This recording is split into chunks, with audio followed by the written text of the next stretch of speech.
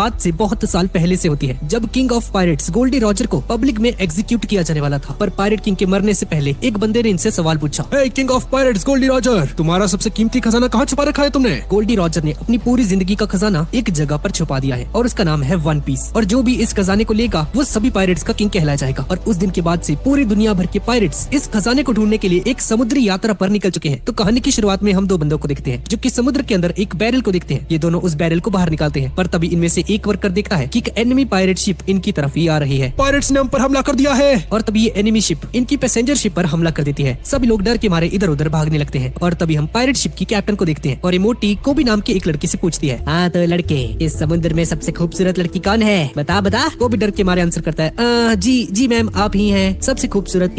और तभी एक बहुत बड़ी कैनन बॉल फायर होती है और सीधा उस पैसेंजर शिप के ऊपर जाकर लगती है और ये पैसेंजर शिप टूट जाती है। और वो जो बैरल जो इन दोनों वर्कर्स ने उस पानी में से बाहर निकाला था वो घूमते हुए बेसमेंट के अंदर चला जाता है और सारे पायरेट्स रस्सी से झूलते हुए इस शिप के ऊपर हमला कर देते हैं। सभी पायरेट्स पैसेंजर शिप पर आ जाते हैं, पर कोबी वहाँ पर कूदने में डर रहा होता है। और तभी लेडी एल्बिडो उसे जबरदस्ती धक्का मार के पैसेंजर शिप के अंदर भेज देती है। सभी पायरेट्स सभी के सभी पैसेंजर्स को एक जगह पर आकर घेर लेते हैं। हम तुम्हें नुकसान पहुंचाना नहीं चाहते, पर अगर तुमने कोई होशियारी की तो मैं तुम्हारा सर कलम करने में जरा सा भी संकोच नहीं करूंगा। चलो जल्दी से अपनी सारी कीमती चीजें हमें दे दो। और हाँ, अगर किसी ने चालाकी करने की कोशिश की तो उसे समुद्र में फेंक दिया जाए। ये सुनकर सभी के सभी पैसेंजर्स डर जाते हैं और ये सारा कुछ ऑरेंज बाल वाली लड़की सुन रही होती है और बदल लेती है और रस्सी से झूलते हुए पायरेट्स की शिप के अंदर चली जाती है। और जैसे ही शिप के ऊपर पहुंचती है, ओ लड़की तू कौन है? तुझे शिप में मैंने पहले तो कभी नहीं देखा। और तभी ये लड़की इसके मेन पॉइंट पर एक लात मार देती है और इसे बेहोश कर देती है। इस तरफ कोबी डरते डरते एक कमरे के अंदर आता है और उसी बैरल को देखता है और उसे धकेलते हुए लेडी एल्बिडो के पास लेकर जाने लगता है। पर तभी इसके साथी पायरेट्स यहाँ पर आ जाते हैं। अरे ये तो वही है ना डरपोक। ओए, इसे यहीं पर रख दे, हमें बहुत प्यास लग रही है। इसे लेडी एल्बिडो के पास हम नहीं लेकर जा रहे। हाँ सुना तूने,